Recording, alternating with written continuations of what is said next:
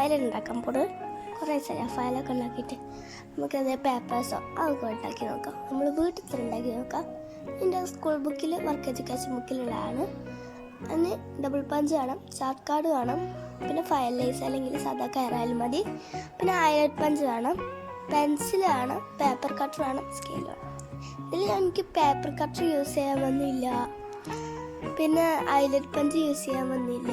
ആകെ വന്നത് chart card, double punch, പിന്നെ ഫയൽ ലേസ്, സാധാ കയറ്, പെൻസിൽ, പിന്നെ സ്കെയിൽ, അതൊക്കെ എനിക്ക് വന്നിട്ടുള്ളൂ. ആദ്യം ചാർട്ട് കാർഡ് 62.5 സെൻറ്റിമീറ്റർ നീളവും 35 സെൻറ്റിമീറ്റർ വീതിയും വരുന്ന രീതിയിൽ മുറിക്കാം. എന്നിട്ട് 62.5 സെൻറ്റിമീറ്റർ അടയാളപ്പെടുത്തിയ ഭാഗത്ത് രണ്ട് ഭാഗത്തും 25 സെൻറ്റിമീറ്റർ ഉള്ളിലേക്ക് അടയാളപ്പെടുത്തിയിട്ട് താഴേക്ക് വരയ്ക്കാം. ഇപ്പോൾ നടുവിൽ 12.5 സെൻറ്റിമീറ്റർ ഉണ്ടാവും.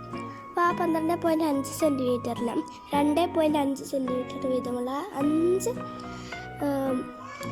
ഈക്വൽ പാർട്സ് ആക്കിയിട്ട് തിരിക്കുക. എന്നിട്ട് താഴേക്ക് വരയ്ക്കാം. എന്നിട്ട് ഓരോ വരകളും ABCDEF എന്ന് മാർക്ക് ചെയ്യാം.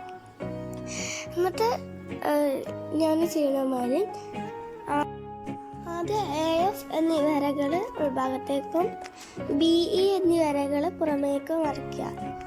അതേമാതിരി CD എന്നീ വരകളും ഉൾഭാഗത്തേക്ക് ഇങ്ങനെ മുളക്കുക.